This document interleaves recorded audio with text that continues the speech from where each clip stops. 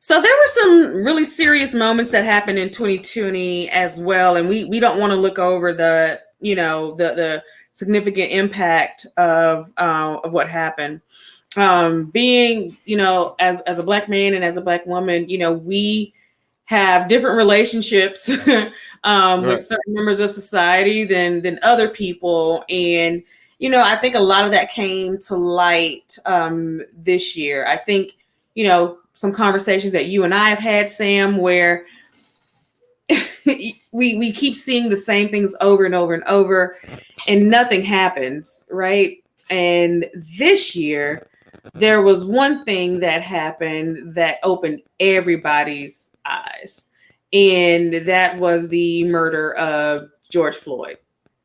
Hmm. George Floyd was a resident there in Minneapolis, and he, was arrested. He went into an establishment, and they claimed that he had a fraudulent $20 bill, and he then became, upset. They then called the police, and the police showed up, and from that instance, from when they showed up to basically when the footage is rolling, George Floyd no longer exists. Mm. He was murdered. Um, and for almost 9 minutes, a cop held his knee onto the neck of George Floyd, causing him to lose consciousness and not able to breathe. And it was caught on camera. It was caught on camera by a young black woman who caught that footage and shared it to the platform, and then the whole world saw it. Right. And from that one instance of everyone seeing what happened, the outrage flowed. And I think from the stance of black people, there's a growing list of names that continue to be on a list of people who are losing their lives behind senseless behavior, behind those who have the quote unquote authority Hmm. to be judge, jury, and executioner in their minds. Can you kind of give us some thoughts from your end about what happened? Some of your feedback around the protests. Um, you know, has anyone showed up to you, or shown himself to be an ally, a non-black person Mm. who showed up for you, or showed up for others in your circle? Can you kind of give us some feedback or your thoughts around the whole Black Lives Matter movement in 2020? Yeah. So I will tell you a really cool moment because I'm gonna tell you, white people got very fragile during this whole thing. They got very fragile. They were very much afraid to talk to you because they was like, I don't know, am I gonna say something racist? Am I racist? I don't know if I'm racist anymore. I think I'm racist. I'm not racist. I don't know. So it was a lot of that going on. But I had a guy at my job, a boss of mine, my boss actually. He called me in his office, like, hey, I want to talk to you real quick. I'm like, yeah, what's up, bro? He was like, because I always try to disarm, I try to disarm white people. It's like I feel like it's important for me to disarm them so they can have a real conversation, so I get to the point of what they want when they talk to me. So I always be like, "What's up, bro? What's going on? Everything good?" You know what I'm saying? So I always try to kind of hit them like, "Let's talk on a level." And but this day I really went in the mood. So I was like, "Yo, what's up, bro? What you need?" And he was like, like, he's like, "Hey, I just got questions because I'm the black guy that they talk to about black things." So like, "Hey, man, I got a question. Um, this whole Black Lives Matter thing, like, what's going on? Like, I don't get what's going on. Are all the police? Do they treat all black people bad? What's going on? So we had a real honest to God conversation, and I told him, I said, if you need some reference points, I told him that. I said, if you need some reference points, you can go watch When They See Us. It's a great reference point to understand the distrust between black people and the police. And I say, actually, police, the first iteration of police was actually slave patrol. Mm-hmm. Because at one time they was called a night watch, and all they did was drink at night and go to sleep. They didn't even do their job, but they gave them a real job to do, which was go find slaves, black people that was run away to be free. Um, and that was so I say a lot of this stuff need to be broken down from the foundation of what it is and be honest about it. and he became a real ally, you know, and he's changed the way he speaks to black guys at the job, you know, and not that he was a racist, but I don't think he was a racist before, you know, but I think that racism is so ingrained in everything that goes on in America that people don't even realize that they're doing racist things, or and it don't mean they're racist. They don't mean they're racist. It's just it's something racist that they do, or even black people. You know, they try to apply black something that's black and they give it a negative connotation. Mm-hmm. And a lot of black people have kind of checked themselves with some of the ways that they think. And the George Floyd thing was it was, I don't know, for black, I don't feel like it was that eye-opening. I really don't. And I think what happened was we was going through a pandemic and people didn't have jobs. And I think when people don't have jobs, they got all this built up energy and they seen that and they have something to do. And nobody was going to chastise you because they couldn't chastise you for going outside and protesting. So while you might get chastised for going at a park or having a party, nobody was chastising you for going to go protest. And I think I think that's what added to the movement, because I don't think the George Floyd thing was anything unique. You know what I'm saying? To black people, I don't think it was unique. I do think it was odd for certain white people to watch a live lynching, because that's what we watched. And I think that people thought that we was past watching lynchings, you know, because they always blame it on something. Well, the guy was this and the guy was that. But when you watch a guy just sit there on a guy's neck, you watch him kill somebody. Right. For really no reason. And I think watching a live lynching did a lot to people, you know, because I think people thought we was past that. And then you wonder, how does that happen?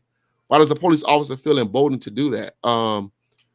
Why did the other police officers sit there and do nothing?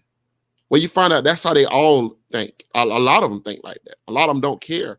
And a lot of them that do care don't want to do anything because they don't want to be alienated from the group. So it was unfortunate.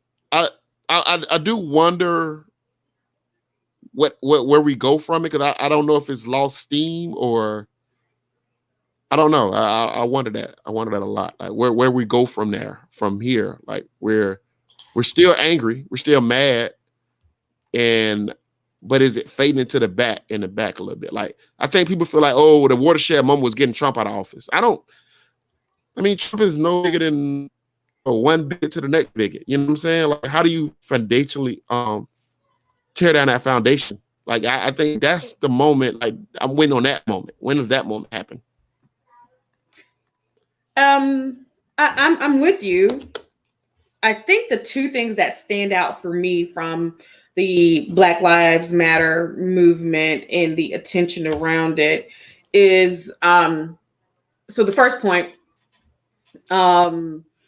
I get so tired of people looking for the perfect victim, right? Mm-hmm. So anytime there's violence against Black people from the police or from, you know, any form of authority, if you will, the first thing they do if a Black person dies at the hand of a police officer is they go back and they look at the police record. They go back and try to find something on them, the retroactive, you know, reason for killing them, right? And my first instance of that was with Trayvon Martin. Right. Trayvon Martin passed away and they were like, oh yeah, one time he had weed. Yeah. And we're like, what does that have to do with George Zimmerman killing him that night? Absolutely nothing. Yeah. Right. And then as time goes on, you find these people who justify the deaths of these Black people by saying, oh, 10 years ago, they got a speeding ticket. So obviously they were of bad character or they're of a bad ilk or right. Whatever the case may be. And that's the thing that is so frustrating, because even if these things did happen, that does not mean they deserve to die by the hands of police. And you know what's even crazy about that? The same group that thinks like that, that Second Amendment group, always be like, well, he could have had a gun. Well, y'all want us to have guns, right? You advocate for Second Amendment rights. Yeah. You literally, that's the whole point, right? Yeah. But like my grandfather would say, if every black man went and got a gun today, Yeah. we have gun reform. We would have We gun have reform. gun reform the next day. You know, Yeah. so it's one of those things where, again, you asked that question earlier, are we evolving or devolving? And it's one of those things where this is one of those instances where it feels like we're not getting any better. And, you know, I just hate the fact that people put that much time and effort into discrediting people and then going into the Blue Lives Matter and All Lives Matter. And Blue lives don't matter because blue lives aren't a thing. Mhm. Blue lives aren't a thing. My human life matters, right? Right. I think another point is if all lives matter, then yes, you should be just as upset, right? You should be just as upset as I am over the passing of this person. And while we did see the outrage and the outcry and the protests, and even though there were people who were trying to take over the protests and almost gave it a bad look, when people said that they had ally fatigue, where they were tired or they were, you know, now burnt out from trying to help and defend their black friends or, you know, the black people in their circle from these things, they had ally fatigue. And I was like, imagine that. I have to do this every day. Yeah. Right. I have to live every day as a black person. And imagine if you're tired of doing this for a little while. Right. And I have to do this every day that I wake up and go, you know, out my door.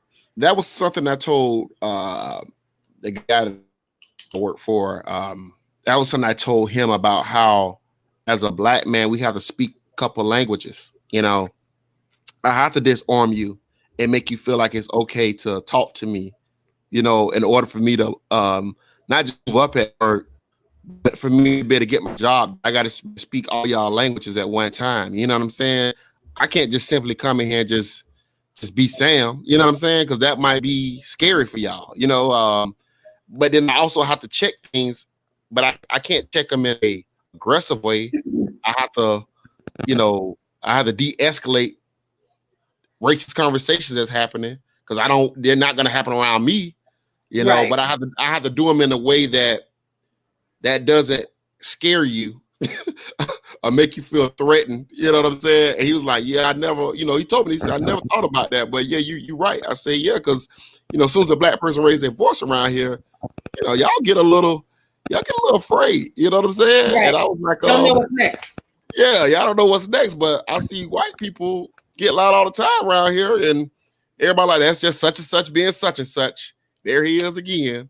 You know what I'm saying? It's a whole different conversation. So, you know, that is important. That the fatigue is real, especially with white Americans. It is real because they've never had to confront anything like that in a while, like in a long, like their grandparents might have had to in the 60s, in the 70s, but they haven't had to do it in their in their lifetime. You know, especially about the 30 and up crowd. You know, as far as they're concerned, we all went to the same school. We equal. You know what I'm saying? Like, correct. Yeah. So, you know, Black Lives Matter. It's one thing, and then. But the one other point that I wanted to bring up too was the difference in how just in social injustice, we'll say. Mm-hmm. We have to also remember in February, Ahmaud Arbery happened. Yeah, which is But we didn't learn about it until what, May? Right. We didn't learn about the true details until May because we had to push to get the prosecutor out in order to get the details and actually bring it to a point to where a trial has to happen, where they actually made arrests and, you know, press charges against individuals who killed Ahmaud Arbery. Right. And I think the biggest thing that hurts us is that, of course, the death of Breonna Taylor. Right. And the one thing that we see with George Floyd and Ahmaud Arbery is that um, the way their deaths happened, it came to the forefront, right? And we were able to talk about it. We were able to visually see what happened because it was caught on camera. Right. Breonna Taylor's death was not caught on camera. Right. Right. We don't have the footage of what happened when they broke into her house and literally killed her and almost killed her boyfriend as well. And I think one of the other things that came up this year is, where people tried to say it was divisive, but there were a lot of Black women that were killed this year, right? There were Black men that were killed this year, but we didn't necessarily hear a lot about the Black women that were killed. And I think partially is due to limited footage, right? So there wasn't a clip that you can continually play and see and put in people's faces. But you heard George Floyd because I think of the heinous and, the way that he died. Like you can visually see somebody and almost everybody knows what it's like to have pressure on their head or on their necks. Yeah. So to have that on there constantly for almost 9 minutes, it gets to a point where you feel that. Even Ahmaud Arbery, he's trying to get away and he sees these guys coming and he goes for the gun because he's trying to literally say, "Do not shoot me." Yeah, he's trying to save his life. He's trying to save his life. And you see this and you literally feel that pain. And I'll just say, as a Black woman, I'm not here to say that Breonna's life mattered more than George Floyd's. I'm here to say that Black lives do matter. And I'm speaking around the term Black Lives Matter. And, I feel that we need to make sure that, we get justice for all, but we don't forget the people who we lost, including Black women during this fight. Yeah. And the Breonna Taylor thing was another stark example of it doesn't matter what's right or wrong. Like it's something very obviously wrong that happened to her, but there's no justice in that situation because the system isn't designed for there to be justice. The system is designed for people to protect the system, to protect what that system is built on. And it doesn't, Breonna Taylor's situation to me is just as sad. I don't think they have to be compared. I think they're all sad and they're all prime examples of a system that's working the way it's intended to work. It's working the way it's designed to work. It's not.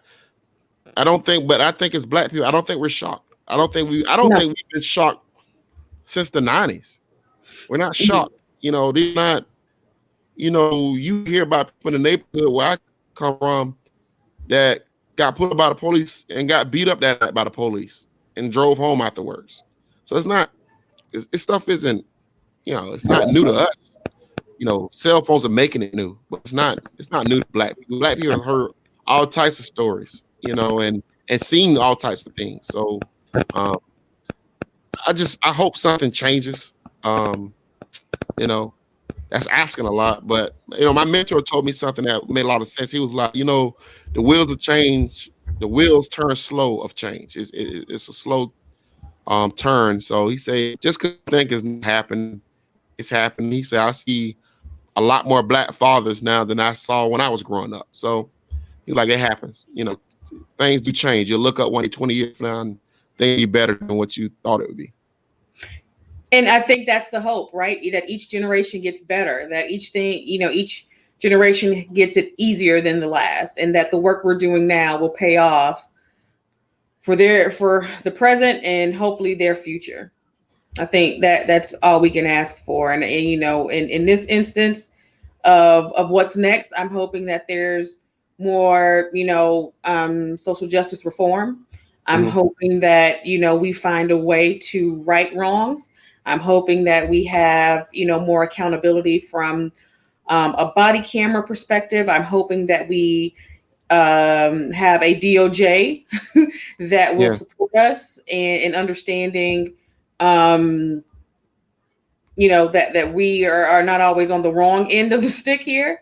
I'm hoping that we have the opportunity to move forward in a society where I don't have to worry about my daughter coming home. I don't have to worry about me being able to come home myself. Right. And I don't have to worry about my person being in danger or not having, my child not having a father, or, these things that go through our minds that might Right. not necessarily be a norm for others. I think that's another thing that, quarantine has taught me as well, that COVID has brought to my eyes, is that we have to be there for each other. We have to show up for each other. And ultimately, we have to ask for change. Yeah. And we have to not only ask for it, we have to stay on top of it. So I'm hoping that as we move forward, that as we continue to share that Black lives do matter, that we continue to have people that show up for us, because we surely show up for everybody else. Yeah. I would love to see. Lifting. I would love to see. I know it probably won't happen, but I would love to see Joe Biden legitimately like weaponize the FBI and Homeland Security against white supremacy. Like, if you want to see you want to see people come out in a tenfold when it comes time to vote again. If you weaponize the FBI and the white and Homeland Security against the white supremacy, I think Black people say that's good enough. I'll come back next time, because I mean, if you did it to the Black Panther Party, you could do it to white supremacy. These people are not very smart people. They got chat groups and everything else. You can shut this shit down if you wanted to. Yeah, and I am all for Black people staying on Joe Biden's neck, right? If it's not for Black people, Joe Biden is not the the 46th president of the United States. And one of the things that I loved is that Breonna Taylor's mother, Tamika Palmer, has already said, President Biden, we're excited. Thank you so much for recognizing and acknowledging that that there's some social injustice out here, and that we're asking, as soon as you take office, that you will make good on your promises. You told us that you're going to do these things, and we are going to continue to ask for updates and stay on you until these things happen. And I really, appreciate Tamika Palmer for, even expressing that sentiment, because we're not just going to go away. That's not how this works. Right. But the power people in the Democratic Party, I think things are going to happen. I think things are going to happen. I'm optimistic. So let's get to what's our next one? Our favorite moment, right? All right, Sam. So we come to the fun part of the pod. All right. So let's talk about it. I want to take this time for us to, highlight our favorite moments or favorite things from 2020. So why don't you get us started? What was one of your favorite things or one of your favorite moments from this year? My favorite moment of the whole year, and it's not even close. I can't wait. Tell me. The first Black woman to ever admit that she cheated and that she was wrong. Jada Pickett's entanglement. That was the most delicious moment in Black history, as far as I'm concerned. I mean, it's right up there with Harriet Tubman, freeing slaves. You know what I'm saying? Like, it ranks high. It's up there for me. It's like Ida B. Wells writing these great stories. It's like, dude, Jada Pinkett, first of all, Black women has been killing Black men. Because we cheat on Black women, and we do it with a younger woman. And look what Jada Pinkett did. I can't with you. Look what she did. And then the wordplay of this woman, she did everything cheating Black men do. She smirked, she shrugged her shoulders. Oh my God. I'm not doing this. And she created a word. She created a word for cheating. I am not doing this with you. I am not. And then I gotta defend Jada. I can't. Yeah, but at the end, this is my favorite part. This is what all Black men do at the very end to get caught cheating. Because we know, like most Black men, when they get caught cheating, they be like, you argue with me still. You still want to be with me. Let's fist bump on this thing, go get something to eat later. You know what I'm saying? That game, which like bad marriage for life, Will. And I was like, that right there, That's what I'm talking about. She did every degree of cheating and getting back in at the same time that black women complain about black men doing. And she's the first black woman to ever admit it. And we know this shit happens. We know it happens. But y'all never admit. So in Jada's defense, she was separated from her husband. We be thinking we separated too. That's what we were trying to tell y'all. That's what we said. We don't even know we be in relationships. We don't even know we be in relationships. I will say this.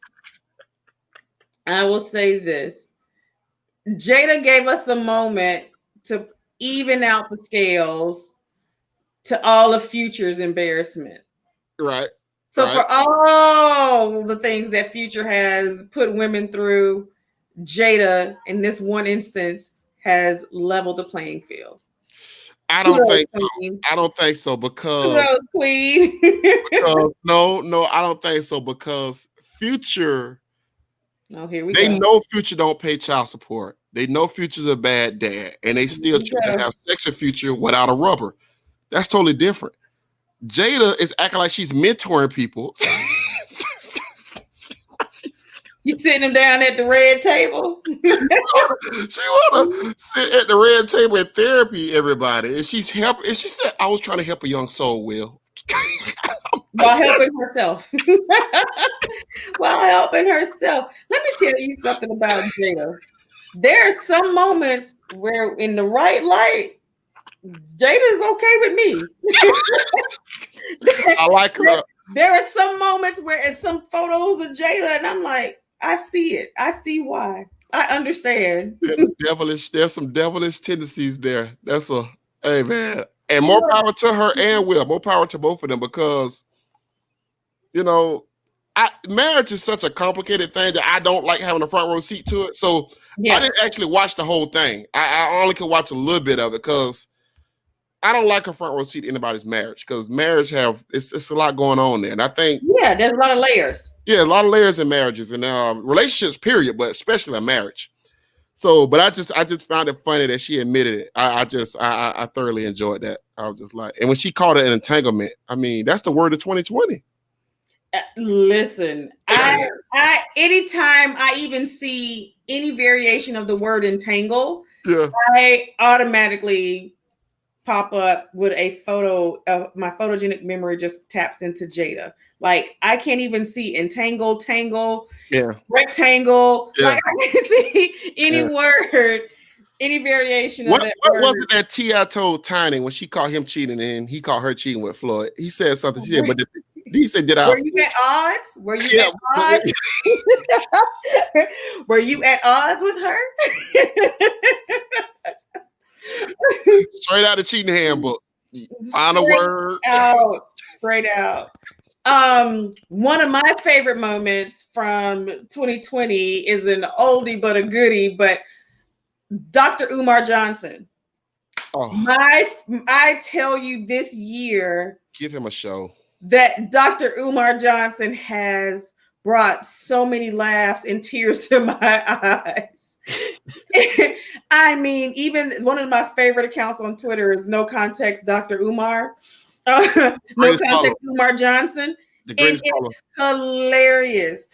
Like the clips, just the way he repeats himself and how he says it, his mannerisms, and just Dr. Umar Johnson has given us so much. And all jokes aside, when I tell you there are a lot of times where Umar Johnson be spitting. Yeah. And I mean, he tells the truth, but Umar Johnson is like what my grandma say. He's like the cow that gives you that good bucket of milk and then kicks it right over.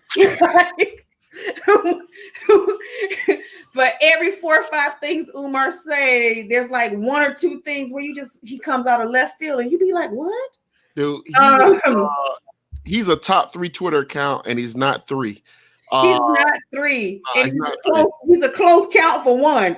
Really close count. And even the old clips, people found old clips of him and they still just like to this day, literally Yeah. Really make you cry. Like right now, I'm thinking about 4 or 5, and I literally just want to bust out laughing right now.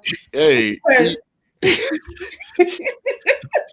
it's content for days, okay? Yeah, he's awesome. That's a great account. I mean, Dr. Umar Johnson. I mean, dude, like the Thurgood, like him being kin to Frederick Douglass is like everything about that shit is just delicious. Everything. When he told us that if we stop buying grits, start using our money to buy grits. Stop buying the slave food. How much money he would have to invest back into us. Hey, what you say? You drop the 10, next time make it a 20, brother. What? That may be all you had. Next time, make it more. I will have me 2 wives. I will have me 2 wives. That dude, he need his own, and he need his own show where he just fixing racism. Like, just have him fixing racism across America. Like, dude, he's so funny. Yeah, he needs his own show for real. He has to.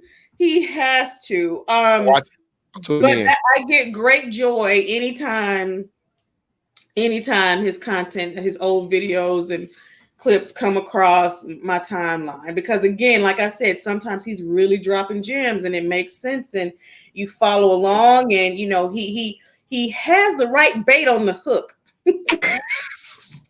It takes a little bit of truth, Nikki. It's always a little bit of truth. Somehow he gotta get you somehow. Well, yeah. The next thing you know, you're going through your cash out. Look, consciousness over coochie, progress over punani. Every time. brother, you got a white wife. You can't help me, brother. Why do I need white man's paperwork? I ain't on a white man's time no more. I ain't on a white man's time. Hey, man. Thank you, Dr. Johnson. Yes. And my second favorite moment is, I'm not gonna lie, people got mad at this, but this is my second favorite moment. Trump getting voted out is hilarious because people was dancing in the streets. But him losing the election 65 straight days in a row was also my favorite moment every day, to wake up to watch him lose the election again and again and again and again. I was like, how many times is Joe Biden gonna win this election? It was like 65 to 75 straight days in a row. It was like awesome. I enjoyed it. It was glorious the whole time. Every day waking up. Every day waking up to see that Joe Biden has won Pennsylvania for like 4 days in a row. That man won Georgia 35 days in a row. It was funny, man. I was like, and what was more funny is going to work, because the way I work at, they believe in this conspiracy shit. So they was convinced every day. Like, I was like, to the point, at one time in the office, I was totally against listening to anything Fox News, point blank, period, in the office. Right. But I was like, you know what? I need this slow burn. I need it. I was playing Fox News radio in the office just to get my laughs off every day. Yes. They were like, see, Sam, you heard what Rush Limbaugh said? Tomorrow it's going down. I said, okay. Come in tomorrow. Like, damn, dude. Heard you lost again. So that slow burn was awesome. Slow burn was awesome. Man, when I tell you, I think the thing that just to kind of, along those same lines, when you get the election results and you see people coming out, even in COVID, with masks on, blowing their horns, honking their horns, and dancing and playing all this music, you see people united. You see these different things, and it gives you hope. It gives you, some semblance of, this is not who we are as people, right? Yeah. It kind of wakes you up. But I will not lie to you and say that seeing how people showed up and literally said, I may vote Republican for my senator, but I'm definitely voting Democrat for my president. I'll tell you the funniest part of the whole celebration. This is one of the fun part of the celebration. When Well, they were celebrating New York, right? And they like all in the street, they're dancing, champagnes everywhere, right? Mm-hmm. And the mail truck's getting ready to, the mail truck can't get through. The dude's like, hey, it's the mail truck. Everybody like, oh, let's party. Let's get the vote. Move. You move to the side, let him through. People high-fiving the mailman. Yes. That moment is only topped by the other moment when they had the Black Lives Matter protest and Batman came through in Philly. Yes. That lets me know there are some genuinely funny people in this world. Like he's here. You have to make a conscious decision to put these things on. Which means you're buying these things or making them and you're going out.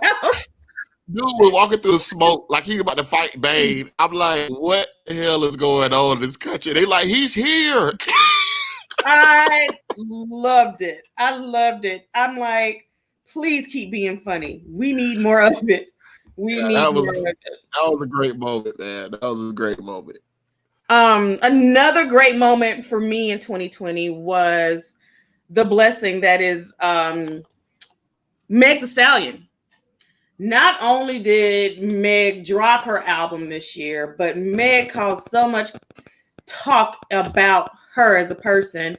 I'm not even going to talk about that guy she was with that shot her in the foot, but from a music perspective, she had 2 big collaborations this year. She collaborated with Beyonce on the Savage remix, and she collaborated with Cardi B on WAP. And I'll be totally honest and tell you that I know that I have streamed these songs way more than I should have. I even did the TikTok dances with my kids. So I will say that seeing how unapologetically confident Megan is with her body, knowing she's a taller woman, she's a curvier woman. She does not back down. She doesn't care if she's coming out looking like she's about to go in the Royal Rumble in her outfit. She can also come back and give you a classy slay, like when she was on the cover of Time magazine, and a couple of other periodicals.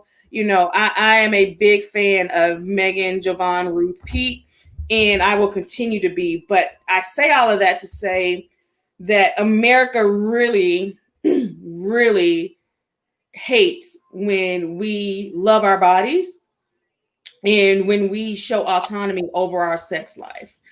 Because for all the hoes and other, words that these women were called, WAP got streamed and got the traction that it needed.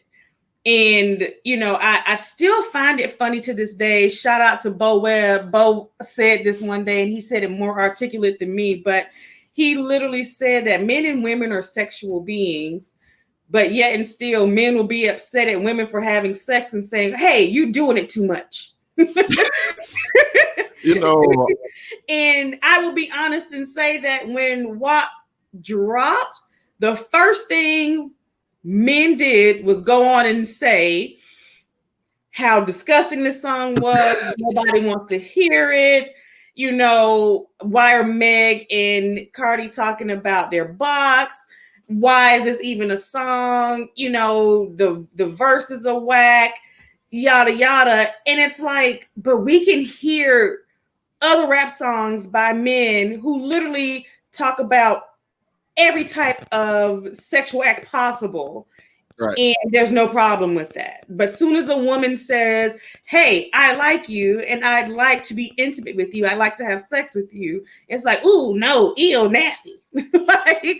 I need help in understanding that, because at the end of the day, it did not slow Cardi's roll. It didn't slow Meg's roll. And literally, I think it trended for weeks. I think it stayed at number 1 for over 3 or 4 weeks. I believe that Cardi didn't even put out a new album this year, and WAP got as many streams as Close to Bodak Yellow and a couple of other Cardi collabs. And Savage was so impactful that it's December 22nd, and Beyonce has still not said one word about even being on the song. Yeah. So imagine having that much power and causing men to be so upset with you because you are being free with how you move. Yeah, I was talking to somebody. It felt like it was the year of the hoe. Yeah, the OnlyFans come out. The OnlyFans was a big thing, especially in the pandemic. Cardi B and Meg with the WAP. And I was talking to my friend about it. I'm like, but you got then the first lady, of course, she had WAP all on the front pages, So it's like hoes are kind of winning, Nikki. If you want to be honest, they were never losing. They never was. If you they want never really was. If we want to keep it a bean, they were never losing. No, they really wasn't. They really wasn't. So look, I tell people all the time, get out of the game is the game. Yeah, you know what I say? I'd rather say giddy up than whoa. So I'd rather for you to be hoish than not be a hoe at all. That's me. That's a message. That'll preach. Message. So I'm okay with it. I'm not a big Meg Thee Stallion rap fan. I won't buy a Meg Thee Stallion rap album or stream a Meg Thee Stallion rap album. But I will watch those videos. I would do that. I will do that. I will watch those videos. I would light 3 or 4 candles in my room and turn the lights down a little low. And play them on repeat. Yeah, and I will play those videos on repeat. Yeah, man. I will also say that, to my OnlyFans queens, get out there and be you, because at the end of the day, I love seeing Black queens prosper. And if this is the way you choose to do it, who am I to judge you? Because at the end of the day, the game is the game. Creators create. So there we go, stimulating the economy. Amongst other things. I'm good with it. Give me one more favorite moment or thing about 2020. Man, that's tough. Okay, I can't think of my last one. Man, I don't know. I can't really think of anyone. I mean, you know what? Your boy put in Atlanta's on King of Diamonds. Was it not King of Diamonds? Louis Williams that got the wings that left the bubble to go get the wings from the strip club. Lou Will went to Magic City. Magic City. That was one of my favorite moments, because all the white reporters like, that's just so stupid. And then like all the black dudes are kind of like, but the wings is kind of good though. If you're gonna get wings, there's one place I recommend.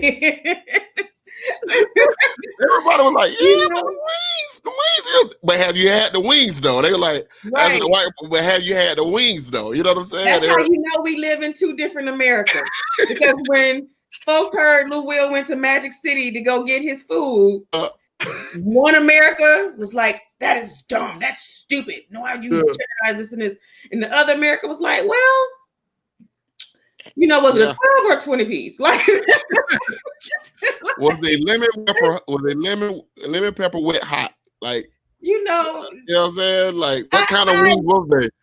So let me tell you why I appreciate that so much, because there's so many things about Black culture that just belong to us. Yes. That just, like stuff like that just makes me happy because it belongs to us. And we understand why this matters.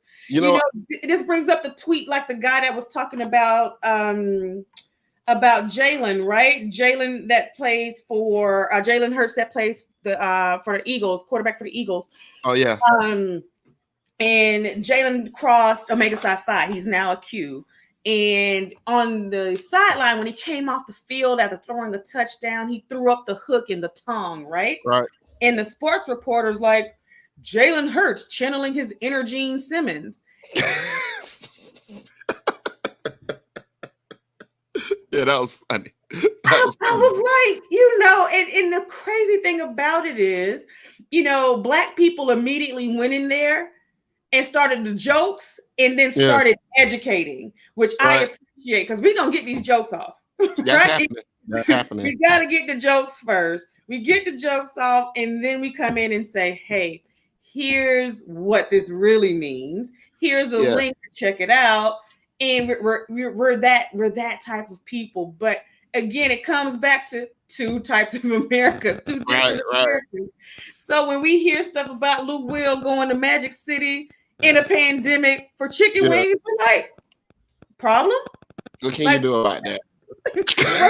You know, these are things that belong to us that bring us laughs, and I honestly think that hold us together. Like somebody tweeted today, like, do you think slaves were making jokes back in the day? And we was like, where do you think we get it from? Yeah. I mean, they had to find a lot of this stuff funny. I mean, yeah, I'm pretty sure I'm about 100% sure. I mean, we are the entertainers in this, in this world. The Black people do most all the entertaining and keep ourselves entertained. You know what I'm saying? We don't have nothing else. We got jokes. I mean, we basically run Twitter. So, I mean, right. I know. We as Black people are tired of carrying the weight of being the comedic relief, but nevertheless, somebody's got to do it.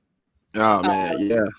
My one last thing that I'll say, or my favorite thing of 2020, or my favorite moment, is going to be, again, Black Twitter. Yeah, right? Black awesome. I can go on the platform at any time, and I can learn something new. I learn a new dish to cook. I learn a new fact. I also know what's going on in pop culture. I also know the latest and greatest of, the latest news and things like that and how it impacts me. But I will say that it just brings constant laughs. It's a break in the monotony of the day. It's a break in understanding that even though we're in a pandemic, that, there's still things that we can celebrate and joke about. And when they started calling the pandemic the panty, when Gunna got on there and called it a panoramic, when that young lady got on there tweeting that, our DNA is going to be unlocked on December 21st, and hundreds of thousands of people tweeted about it and made the jokes, like that there in a nutshell is another reason to just love us so much and love us. My favorite tweet of the superhero thing, my favorite tweet was when the dude talk about y'all up early, talk about superhero, and I'm up early trying to make money. Everybody like, you just mad you get your powers. He was like, I wish people would focus as much as making money as they do with these powers. And it's like, here comes LLC Twitter again.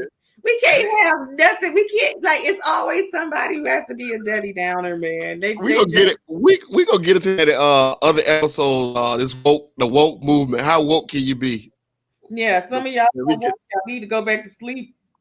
Yeah, we're gonna get into that later to other episodes. But that was a good first little 2-part episode. I enjoy it. So we got to go into what are you looking for into 2021? So I'm gonna start. I'm gonna start it now. So Sam, what's next? What are we looking forward to in 2021? Can you give me some things that you're looking forward to in the next year? I want drive-in movies to come back. Good one. I want to drive-in movies to be back. I don't want to ever sit next to another person I don't know again in my life. You want to continue to socially distance for 6 feet after. So I want drive-in movies. I want that back ASAP. I want to go back to sporting events again. I want to go back to like an FSU football game. I want to do that. I really do. I want to do that. And I want to go to an island. I want to travel outside of the country. I want to do that. I want to be able to call people to just come slide through and have a barbecue. Yeah. I want to get, I don't know how that's going to happen, but I want it to happen in 2021.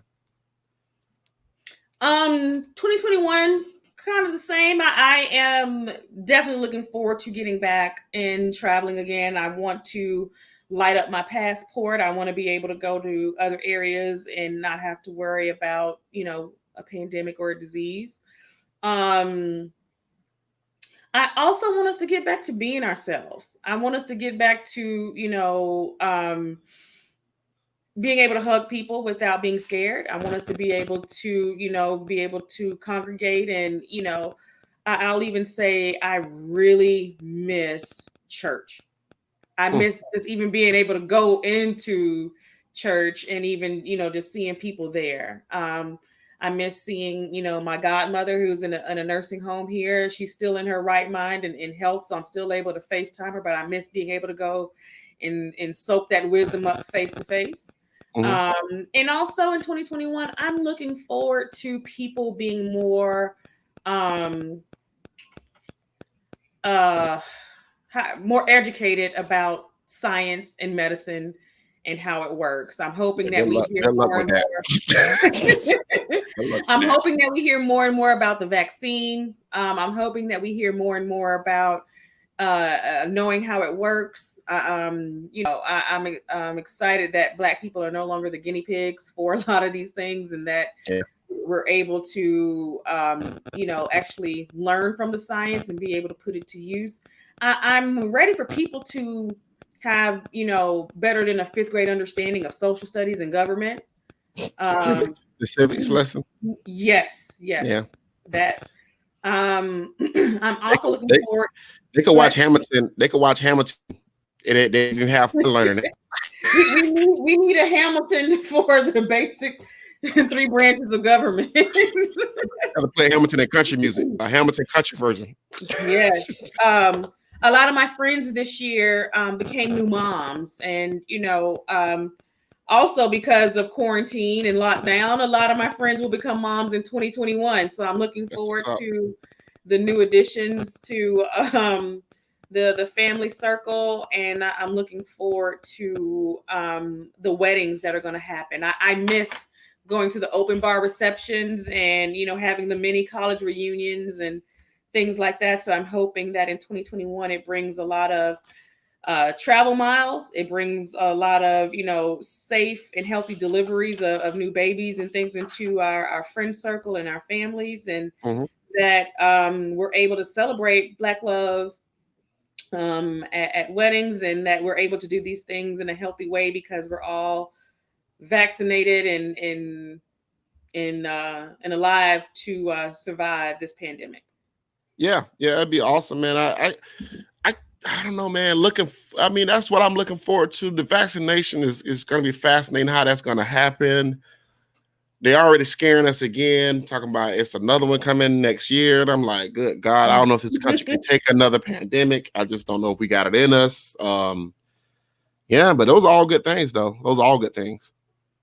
Absolutely. So, Sam, any parting shots? No, I do not. I hope to see everybody in 2021. I hope that everybody has health, wealth, and happiness. That's awesome. Thank you guys for tuning in for So What's Next, and we'll talk to you next week. Yo.